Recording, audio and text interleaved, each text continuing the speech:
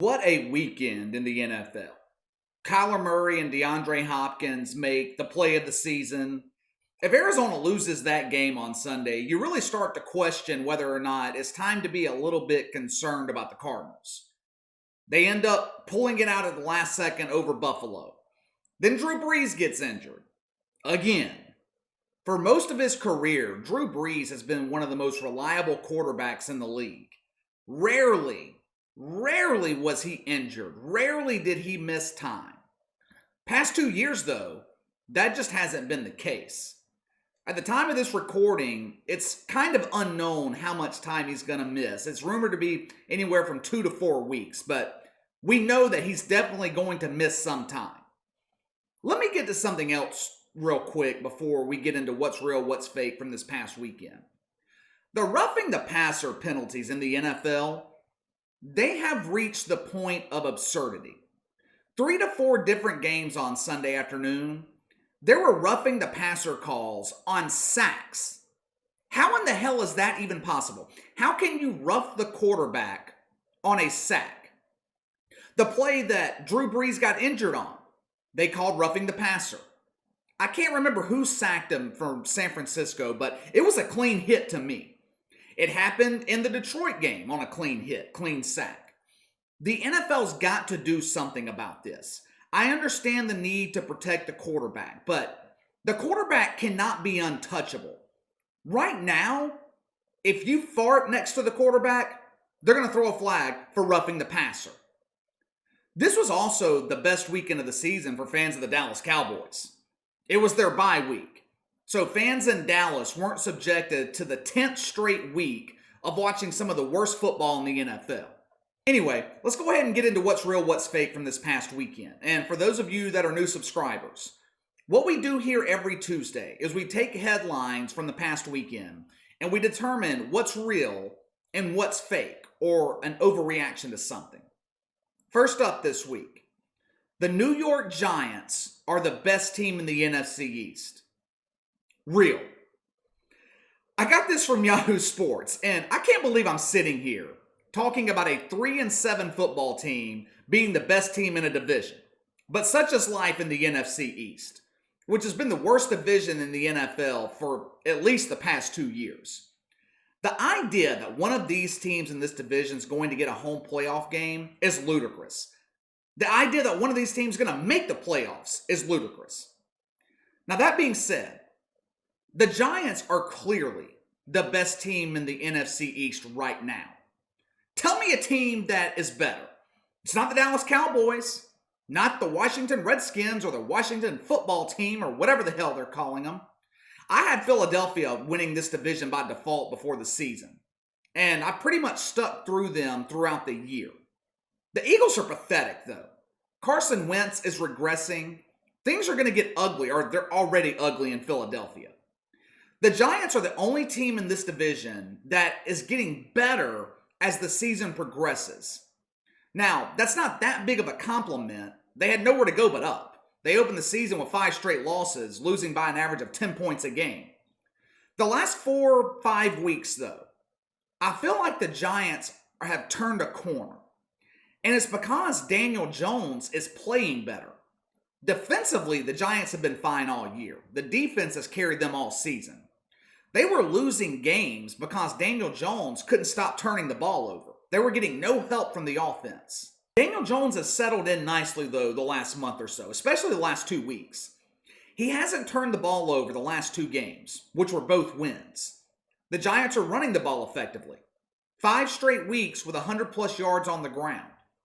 The Giants are 3-3 in the last 6 weeks, and the 3 losses came by a total of 6 points. Joe Judge has his team playing good football. The only thing standing in the way of the Giants winning the NFC East is their schedule. They've got a winnable game coming up against the Bengals after the bye week, but after that, the schedule is brutal. There'll be dogs in every game. Seattle, Arizona, Cleveland, Baltimore, Dallas. Correction. There'll be underdogs in every game except one against the Cowboys. Dallas doesn't deserve to give up points to anybody at this point. So I'm hesitant to switch my pick from Philadelphia to the Giants as the winner of the NFC East. But right now, the Giants are clearly the best team in this division. And let me get to one more thing before we move on and start talking about Seattle. We're experiencing paralysis by analysis with head coaches and two-point conversions in the NFL. Doug Peterson went for two Sunday, down 21-17. 5 minutes to go in the third quarter. Why? Because the analytics say so. What the hell is going on here? What analytics tell you that it's a good idea to not cut a 4-point lead to a 3-point lead that early in the third quarter? The attempt failed, of course. Carson Wentz was sacked. But it wasn't just Doug Peterson. Matt Rule did the same thing against Tampa. Down 9 points early in the fourth quarter. He goes for two instead of kicking the extra point and making it a one-score game, an 8-point game. Completely killed the little bit of momentum that Carolina had. It's another example of a head coach in the NFL trying to outthink the room and just ending up looking dumb for it. I don't understand it. All right, let's get to Seattle. Things are not as bad as they seem for the Seattle Seahawks. Fake. I got this from 710 ESPN in Seattle. A few weeks ago, the Seahawks were one of the last undefeated teams in the NFL. They were the number one seed in the NFC. Russell Wilson was the front runner in the MVP conversation. Some were even considering Seattle as favorites in the NFC to make it to the Super Bowl. That all seems like ancient history now. The Seahawks have lost 3 of their last 4 games, with the one win coming against a 49ers team that has been ravaged by injuries. Seattle was able to mask most of their problems with an easy schedule the first half of the season. First 5 weeks of the year, they played one playoff caliber team, the Dolphins. That's their only quality win of the season. 3 of the last 4 weeks, Seattle's played 3 playoff caliber teams, Arizona, Buffalo, and the Rams on Sunday. They're 0-3 in those games. And it's not just the fact that they're losing, it's how they are losing. The Seahawks have been dominated the past 2 weeks by the Bills and by the Rams. They had 7 turnovers the first 7 games of the season. They have matched that number in the last 2 games. The defense in Seattle is atrocious. There's just no other way to describe it.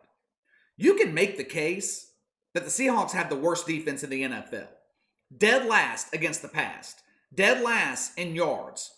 Seattle allows opponents to score on nearly 50% of their offensive possessions. It is impossible to win consistently with a defense giving points up like that.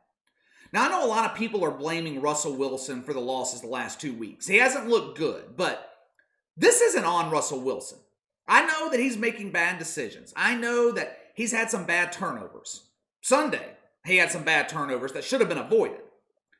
I think that Russell Wilson's feeling the pressure right now. I think he's come to the realization that his defense sucks. And if his team is going to win, he's going to pretty much have to carry it and do it all by himself. It seems to me that he has been forcing things the last 3 or 4 weeks. And if Russell Wilson isn't perfect, the Seahawks lose. In their 3 losses this year, his quarterback rating is a 78.6, and he's committed 10 turnovers. In their 6 wins, his quarterback rating is a 124.5, and he's committed just 3 turnovers. Now, is it time to be concerned with the Seahawks? Not necessarily. I mean, they've got arguably the best quarterback in the league. But is this a Super Bowl caliber roster? Absolutely not. The way this roster is built is not sustainable. As great as Russell Wilson is, he cannot do this all by himself. He looks exhausted to me at times, like the pressure of carrying this team is starting to get to him. For most of his career, he has been able to rely on his defense to bail him out when it's needed. Those days are long gone. The Seahawks have a favorable schedule going forward, but it's going to be tough for them to win their division. They already have 2 losses, and the NFC West is the toughest division in the league. They're not winning 2 straight road games in the playoffs with a defense that Seattle has. All right, next up. The Browns are scared to run the offense through Baker Mayfield. Real. I got this from ESPN. I think Dan Orlovsky brought it up on Monday morning. I agree 100% with his assessment. And who the hell could blame Kevin Stefanski for being worried to trust Baker Mayfield to run his offense? For the second straight week, Baker Mayfield was going up against one of the worst defenses in the NFL at home. For the second straight week, he was facing a dome team in poor weather conditions in Cleveland. And for the second straight week, he struggled damn near the entire game. The offense never got into a rhythm. Baker Mayfield had 14 passing attempts in the first half on Sunday. Cleveland had 3 points. 3 points. By that point, Kevin Stefanski had seen enough. Baker Mayfield had 6 pass attempts the entire second half. It is becoming clear with each passing week that Kevin Stefanski has lost trust and confidence in Baker Mayfield. Stefanski says all the right things in the media. He said last week that he believed that Baker Mayfield was ready to ascend. I've been waiting on that ascension. Browns fans have been waiting for 3 years for that ascension. They're still waiting. We all know the Browns are a run-first offense, but their main strategy seems to be keeping the ball out of the hands of Baker Mayfield. Cleveland has scored just 26 points in the last 2 games against 2 of the worst defenses in the NFL. Baker Mayfield's the luckiest quarterback in the league right now because if the Browns weren't in the playoff picture, Kevin Stefanski would have benched him weeks ago. I said before the season that he had 6 weeks to prove himself to Kevin Stefanski. He hasn't. It's the same type of struggles that we saw from him last season. It seems like I've said this every week this year, but if things continue like this for Baker Mayfield, he is not going to be the starting quarterback in Cleveland come 2021. All right, before we get out of here today, I just want to get to Lamar Jackson real quick before we go. The Ravens lost Sunday night in New England, second loss in the last 3 weeks. Last week, though, Lamar Jackson was on the Rich Eisen show and kind of threw offensive coordinator Greg Roman under the bus. He said the Ravens are having problems offensively because opposing defenses know what they're running. They're basically calling their plays. For starters, that is common in the NFL. If you've got a competent defensive coordinator, they are going to know what the offense is doing most of the time. That's common. The Ravens' offense is predictable. But why? Why is that? It's because Greg Roman is working with a quarterback that is limited. Lamar Jackson is limited. Roman is forced to reduce the passing game because he doesn't have the confidence Lamar Jackson is capable, at least consistently capable. Here's the problem, and I've been pounding this point since last season. Lamar Jackson is ineffective throwing the ball in the pocket. And in this league, that is a death sentence. Sure, you can have an MVP season. You can surprise defenses 1, maybe 2 years. But the NFL's a copycat league. All it takes is one defense to figure out how to stop you, and the rest of the league follows suit. That is what has happened to Lamar Jackson. The Tennessee Titans stuffed him in the playoffs back in January. They figured out if we switch coverages late to confuse him, stack the middle of the field, contain the edges, and keep him in the pocket, Lamar Jackson can't beat you. This season, we've seen the Chiefs copy that, the Steelers, and now New England. I don't know why, but the media and people in general don't seem to hold Lamar Jackson accountable for the Ravens' struggles offensively. Drew Brees was torched earlier this season for his ineffectiveness. Russell Wilson, like I said earlier, is taking heat for the struggles in Seattle. But Lamar Jackson right now is being given a pass. Truth is, until he becomes an efficient pocket passer, he's going to continue to struggle. And it's only going to get worse. Running quarterbacks do not last in the NFL. It's not sustainable. We have more dual threat quarterbacks in the league now than at any other time in the history of the NFL. Josh Allen, Kyler Murray, Patrick Mahomes, Russell Wilson. But all those guys, they have a pass-first mentality. They're efficient in the pocket. Their ability to run and scramble, that's just an added bonus to keep the defense on their heels. Right now, Lamar Jackson's biggest strength is his ability to run. He is a liability in the passing game. He's only averaging about 195 yards a game through the air. That is not good. That's not going to get it done. He has 6 games with a quarterback rating below 100. He's having a terrible year, and it's not really being talked about in the media, which is why I figured I would bring it up to close out the show today. All right, that's all for today. Hit that like and subscribe button. Click the notification bell to receive all notifications from the channel. Leave me a comment in the section below. Fans of the Cowboys and the Eagles, tell me why the Giants aren't the best team in the NFC East right now. Are the Seahawks a Super Bowl contender? Has Kevin Stefanski lost trust in Baker Mayfield?